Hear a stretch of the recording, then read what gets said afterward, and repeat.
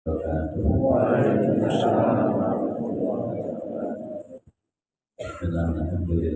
sallallahu alaihi wa ala rasulillah sayyidina Muhammad bin Abdullah wa rahmatillah wa ala alihi wa ashabihi wa mawala wa la hawla wa la quwwata illa billah.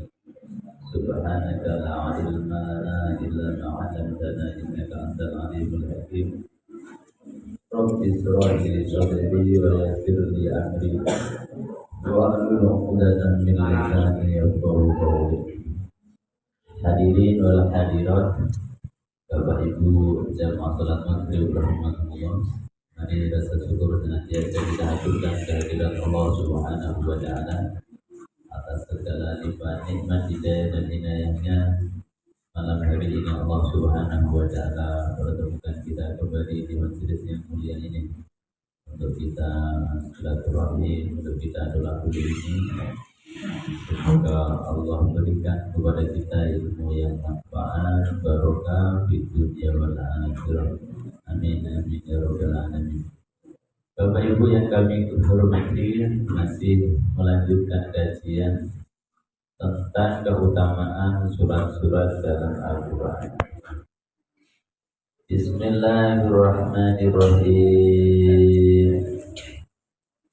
Wa Ahmad an Abi Umamah, diriwayatkan dari Imam dari Abi Umamah, Iqra'ul Qur'an fa innahu ya'ti yawmal qiyamati sabi'an li ashabihi. Iqra'uz Zahrawainil Baqarah wa Ali Imran fa innahu ya'tiyani ka'annahuma ghammatani aw ghayabatani aw ka'annahuma Furqani min diri sofabi tahajani an ashabihima. Iqra'u surat al-Baqarah fa in akhadha barakatun wa taraku hasratun wa la yastati'u al-Baqarah. Kata baginda Rasulullah sallallahu alaihi wasallam, Iqra'u, bacalah kalian. Iqra'u, maca sliramu kabeh Al-Qur'an ing Al-Qur'an. Kenapa?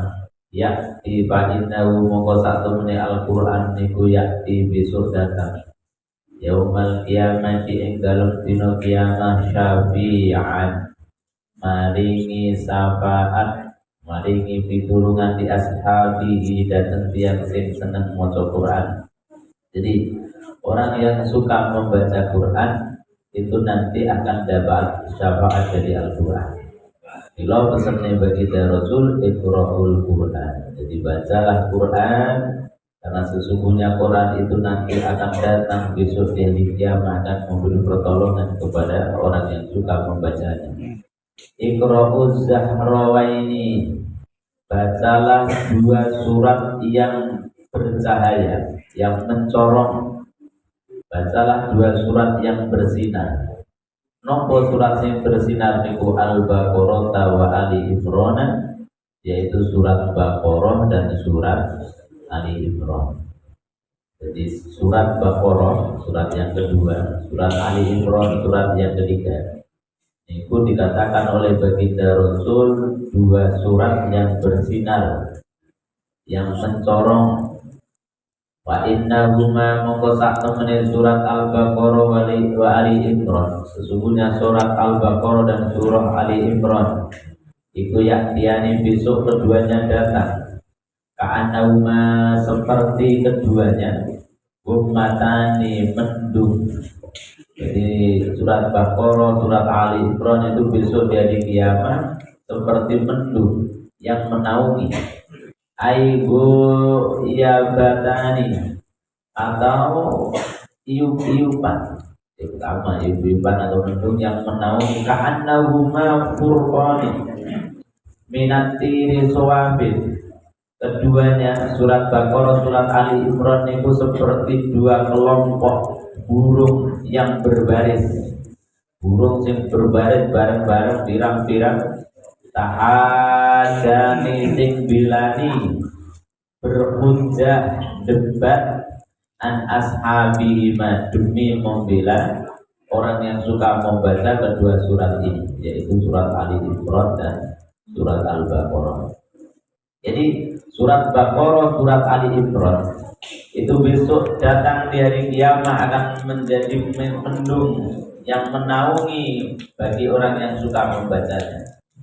Atau seperti dua kelompok burung yang berbaris di suplai kata. Yang kedua, kelompok burung ini akan menjadi hujjah, menjadi pembela bagi orang yang suka membaca surat Al-Baqarah dan surat Ali Imran. Iqra'u surat Al-Baqarah, bacalah surat Baqarah, fa inna ahaudaha barakatun, karena mengambil surat Al-Baqarah adalah keberkahan. Jadi dengan turun maut syukur-syukur hafal surat Al-Baqarah, maka ini akan menjadi keberkahan bagi hidup panjenengan. Kalau tidak bisa hafal, baca. Hafal malah langsung saya, tapi lumayan surat Al-Baqarah itu 2 juz lebih, hampir 2,5 juz. Ada 286 ayat, sehingga lumayan. Wa tarakuha hasratun, meninggalkan tidak mau membaca surat Al-Baqarah adalah suatu hasratun, penyesalan, nelongso.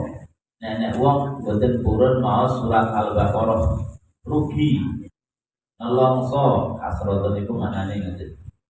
Jadi apa namine rugi nenek wong boten purun mau surat Al-Baqarah. Wala yastati'uha batolatu, dan tidak mampu membaca Al-Baqarah kecuali orang yang batolah, wong sing kendu niku napa, wong sing males ogah-ogahan, wong sing keset. Jadi gak gelem maca surat Baqarah kecuali orang yang keset niku. Batolah niku artine kendu, ora sing kaceket. Jadi nek cara basa Jawane ya keset niku wae. Jadi bunuh rada apa-apa, rada cekak-ceket, rada sakset. Tapi di apa jenenge lelet. Cara basa nang di loading suwe. Sinyale muter-muter. Jadi wong gak gelem maca surat Baqarah niku kata batu Rasul seorang yang batolah. Bismillahirrahmanirrahim. Wal Baihaqi, Imam Baihaqi meriwayatkan hadis Anil Salsali, man qara'a surat Al-Baqarah, man utawi sapane wong iku qara'a gelem maca sapa man surat Al-Baqarah, ta ing surat Al-Baqarah, tuja mongko diparingi mahkota, bitajin kelawan mahkota uluk fil jannati ing dalam surga. Wong sing gelem maos surat Al-Baqarah niku badhe dipun paringi tajin niku mahkota. Cara wong Jawa niki blakon uluk, napa nek raja ra duwe napa namine niki mahkota nggih. Jadi nek raja niku biasane duwe napa namine mahkota nggih. Wong Jawa namarane napa niku? Uluk. Kalau kali belakang sami betul, sami gitu. Intine orang yang membaca surat Al-Baqarah itu nanti akan diberi mahkota. Berarti dia dimuliakan dening Allah. Tidak mungkin orang diberi mahkota nek ora wong mulya. Wong sing kena gak mungkin diberi mahkota. Anane diparingi mahkota karena dia orang yang mulia. Berarti wong maca surat Al-Baqarah dia akan menjadi orang yang mulia, dimuliakan oleh Allah Subhanahu wa taala sehingga sampai diberi mahkota oleh Allah Subhanahu wa taala. Wa Ibnu Murdawaihi wa Sayrazi an Ibnu Mas'udin a'dhamu ayatin fi kitabillahi ayatul kursi. Ayat yang paling agung di sisi Allah di dalam Al-Qur'an adalah ayat kursi. Bukan surat lagi, ayat kursi. Jadi ayat yang paling agung bagi Allah di dalam Al-Qur'an adalah ayat kursi. Wa a'dalu ayatin, ayat yang paling adil bil Qur'ani ing dalam Qur'an ayat innallaha ya'muru bil adli wal ihsan.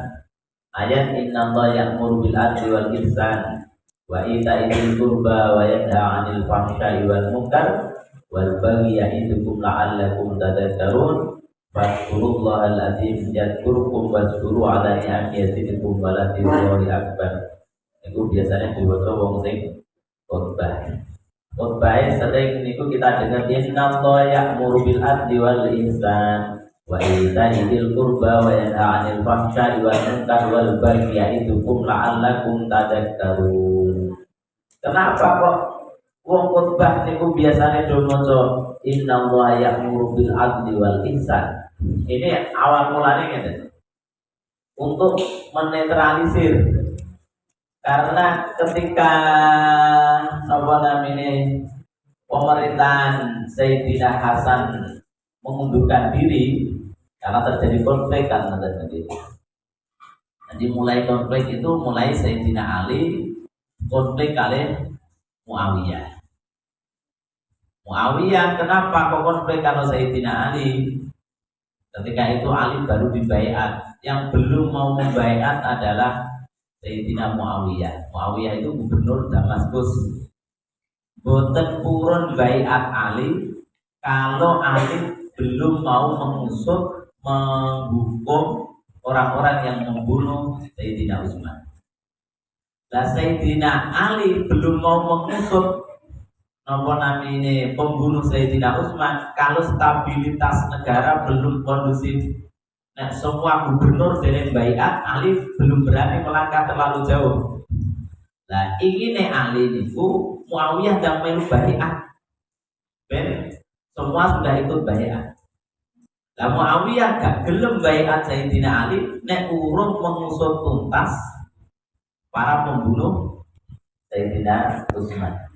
Karena Muawiyah ini masih ada hubungan darah dengan Sayyidina Utsman. Kenapa kok Ali belum mau mengusut? Karena untuk mengusut membunuh Utsman ini gak gampang. Jumlahnya ribuan orang.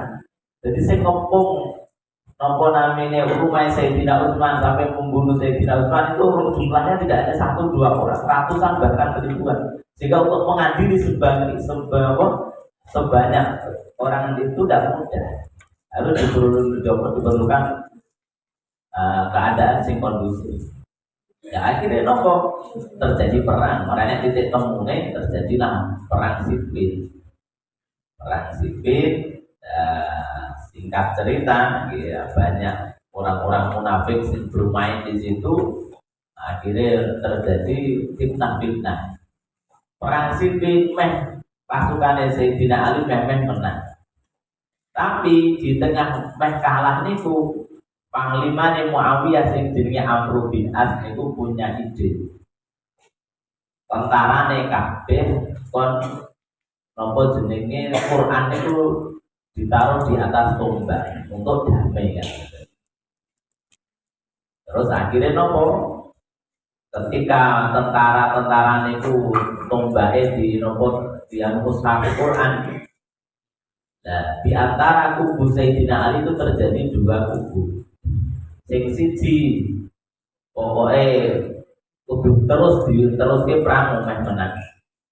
Sing siji ne ya pokoknya berdamai wae padha umat Islam. Nah, terjadi dua kubu. Wong sing gak setuju Sayyidina Ali berunding dengan tahkim dengan kubu Muawiyah niki keluar dari barisan Ali jenenge Khawarij. Dan sing loyal dengan Sayyidina Ali sebagian menjadi kaum Syiah. Nah, orang-orang Khawarij ini keluar dari kelompok Ali, kemudian membuat kelompok sendiri jenenge Khawarij. Khawarij itu artinya keluar karena dia memisah diri dari kubu Sayyidina Ali. Kemudian bersepakat untuk membunuh orang-orang yang dianggap penyebar kekacauan di antara umat Islam. Siapa orang itu yang menurut mereka wajib dibunuh? Ali, Muawiyah, Utsman. Utsman, Amr bin As. Jadi 3 orang ini harus dibunuh. Ali, Muawiyah karena Sayyidina Amr bin As, karena mereka berpendapat orang-orang ini berhukum tanpa dengan hukum Allah. Mengadakan tahkim tadi, perundingan tadi dianggap ini melanggar hukum Allah. Mereka berfatwa wa man lam yahkum bima anzalallah fa huwa faulaika humul kafirun. Orang yang tidak berhukum dengan hukum Allah, mereka itu orang kafir dan wajib dibunuh. Nah, terjadilah pembunuhan. Sayyidina Ali terbunuh, Sayyidina Utsman lolos, tidak terbunuh. Kok Utsman terbunuh? Amr bin As. Kemudian yang Muawiyah itu delalah hak imami subuh. Jadi sing terbunuh Sayyidina Ali. Nah, ketika Sayyidina Ali terbunuh, mayoritas umat Islam mengangkat Hasan putra beliau menjadi khalifah. Dan ini terus berlomba ini. Sayyidina Utsman itu wong lembut, wong bijaksana, gak kepengen umat Islam itu terpecah. Nah, akhirnya terus dengan sukarela demi persatuan umat, khalifah kekhalifahan ini akhirnya diserahkan kepada Muawiyah. Makanya lagi. Nah, terus kita mau bahas tentang apa itu? Tentang ayat ini wow. Lah, setelah Sayyidina Hasan meninggal, dalam riwayat meninggalnya tidak pula. Niku kubu Muawiyah, ketika Muawiyah meninggal kan diteruske Yazid bin Muawiyah putranya. Nah, Yazid bin Muawiyah ini termasuk toro karakternya buruk. Di masa Khalifah Yazid bin Muawiyah ini mengumumkan pokoknya setiap khutbah harus mencaci keluarga Sayyidina Ali. Pokoknya agar khutbah wajib hukumnya mencaci keluarga Sayyidina Ali. Nah, terus akhirnya ulama-ulama yang tidak setuju, ulama-ulama ahlu sunnah itu terus gak mau. Pokoknya untuk menetralisir benora khutbah saling mencaci, akhirnya terus khutbah di akhirnya ngomong ngendikan innallaha ya'muru bil adli wal ihsan. Allah itu memerintahkan untuk berbuat adil dan berbuat baik. Yang dia orang tuh mau mencaci sana mencari sini, karena sing Syiah niku mencaci sahabat, sing keluarga kubu-kubu Yazid ini sangat benci dengan keluarga Ali. Akhirnya setiap khutbah mungkin pokoknya instansi negara wajib mencaci keluarga Ali. Nah, untuk menetralisir itu, maka terus khutbahnya dia kayak perintah ini innallaha ya'muru bil adli wal ihsan wa ita'i dzil qurba wa yanha 'anil fahsya'i wal munkar. Jadi innallaha sa'tamane Allah itu ya'muru merintah sapa Allah bil adli untuk berbuat adil wal ihsan, berbuat kebaikan, wa ita'i dzil qurba wa yanha 'anil fahsya'i wal munkar, untuk berbuat baik kepada kerabat dan mencegah dari perbuatan fahsya dan munkar. Nah, maka kata baginda Rasul, ayat yang paling adil dalam Al-Quran ya ayat ini. Innallaha ya'muru bil adli wal ihsan. Allah merintahkan untuk berbuat adil dan ihsan. Wa aqwahu ma ayatin fil Quran. Ayat yang sangat dikhawatirkan di dalam Al-Quran. Fa may ya'mal mithqala dzarratin khairan yarah wa may ya'mal mithqala dzarratin syarran yarah. Ini ayat yang paling dikhawatirkan karena nopo sekecil apapun perbuatan kita ini akan dihisab dan dibalas oleh Allah Subhanahu wa taala. Ini ayat yang paling menakutkan. Berarti kita ini tidak bisa lepas dari pengawasan Allah Subhanahu wa taala. Sekecil apapun perbuatan kita di kegelapan malam yang tidak tampak apa-apa, tanpa cahaya, tanpa ada orang lain, tetap kita akan melihat balasan amal perbuatan kita. Sebiji darah itu cilik empon.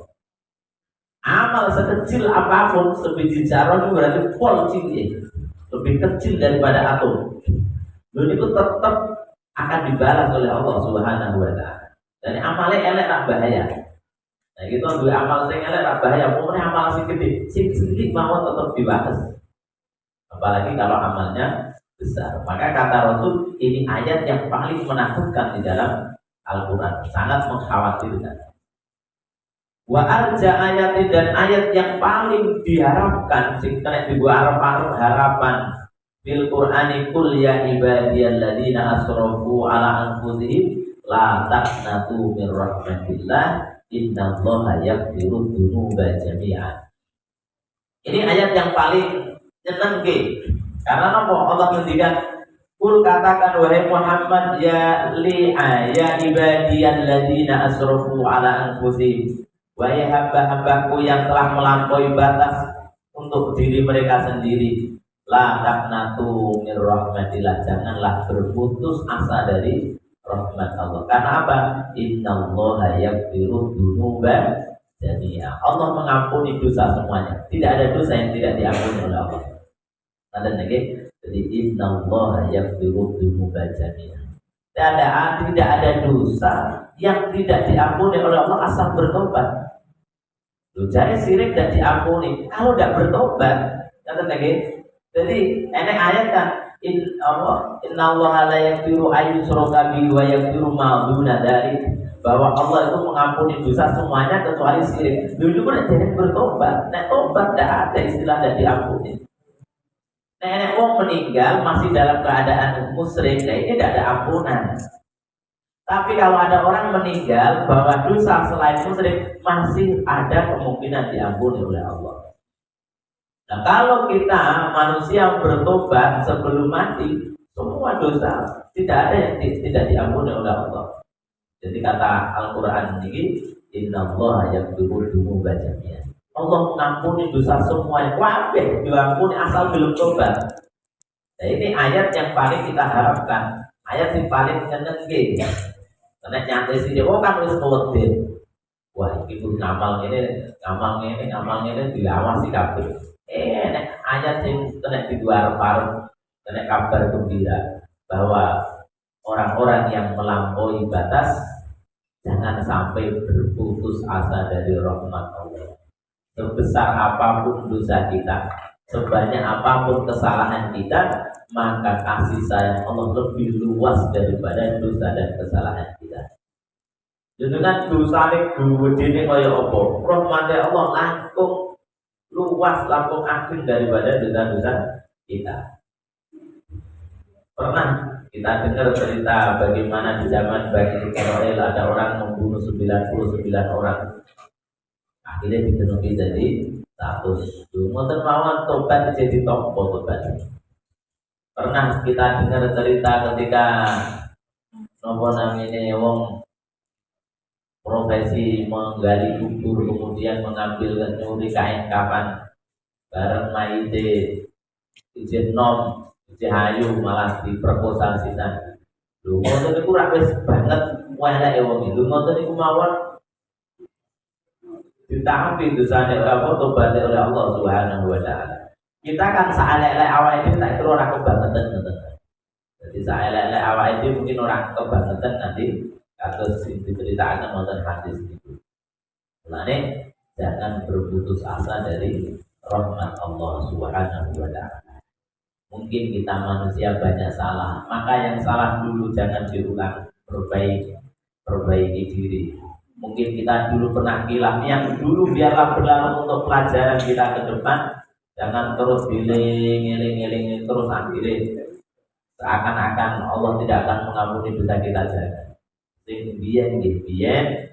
Biarlah berlalu untuk pelajaran kita, jangan sampai terulang lagi. Kita menatap masa depan yang lebih baik.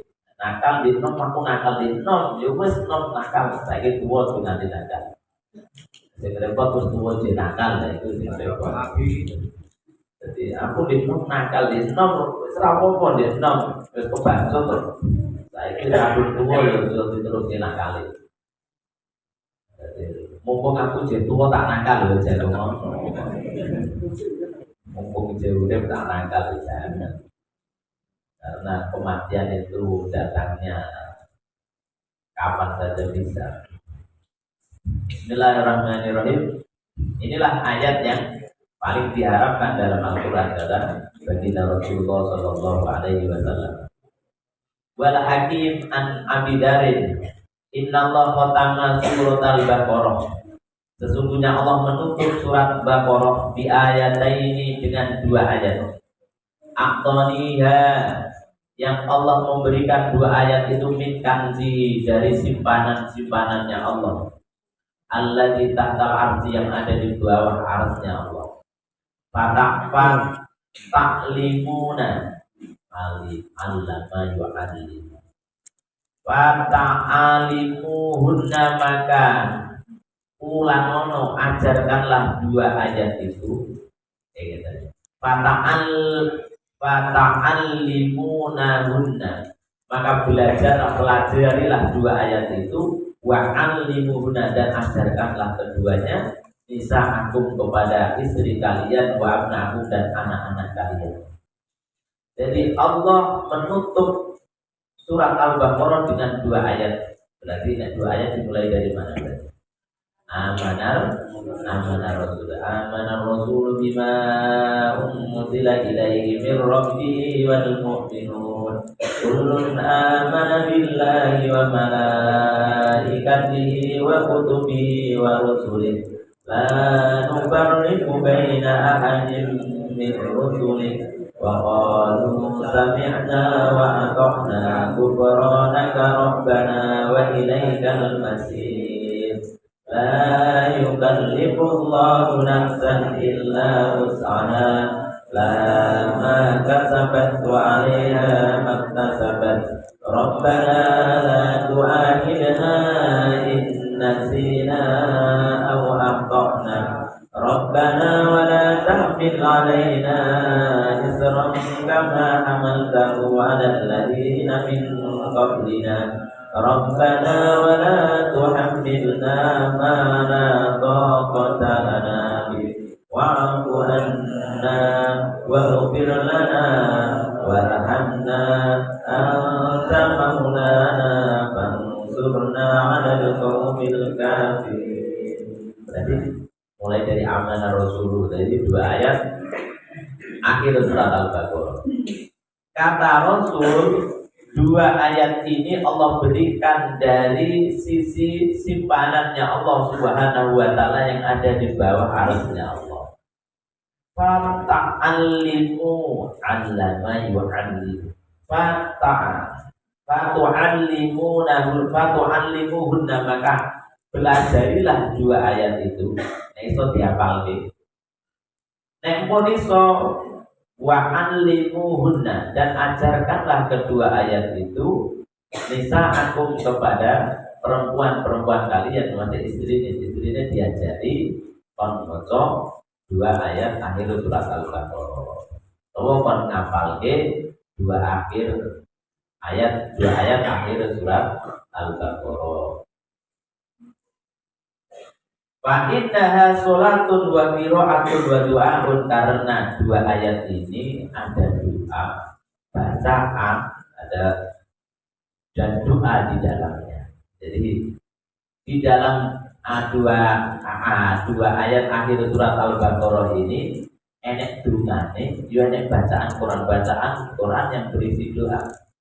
Rabbana wa la tahmil Rabbana la tu'ahidna in nasina aw akhtana. Ya Allah, janganlah kau hukum kami ketika kami lupa atau kami salah. Ini ratu. Rabbana wa la tahmil alaina isran kama hamaltahu 'alal ladzina min qablina. Ya Allah, jangan berikanlah beban kepada kami, beban yang berat seperti beban yang telah Engkau bebankan kepada orang-orang sebelum kami. Rabbana wa la tuhammilna ma la taqata lana bihi. Wahai Tuhan kami, janganlah berikan beban kepada kami yang kami tidak mampu untuk memikulnya. Wa'fu lana, maka ampunilah kami. Wa'fu anna, maafkanlah kesalahan kami. Warhamna, dan sayangilah kami. Anta maulana, Engkaulah junjungan kami. Fansurna 'alal qaumil kafirin, tolonglah kami untuk bisa mengalahkan orang-orang kafir. Maka nek saged diapalke nek sing sare berbaca ayat kursi langsung kita tambah amanar Rasulullah. Jadi dengan baca ayat kursi tambah ditutup dengan 2 ayat akhir surat Al-Baqarah. Jadi yang pun apal itu sekitar rasa dadak maos, insyaallah masih layar-layar yang itu pun maos tanpa lihat bacaan pun saja. Wallahu a'lam bishawab. Sampai di sini Bapak Ibu yang dapat kami sampaikan di kesempatan malam hari ini. Mungkin ada sesuatu yang perlu ditambahkan atau ada yang ingin ditutup. Tetap. Ya, tutup kita tutup. Subhanallah wa bihamdika asyhadu an la ilaha illa anta astaghfiruka wa atubu ilaik. Waalaikumsalam warahmatullahi wabarakatuh.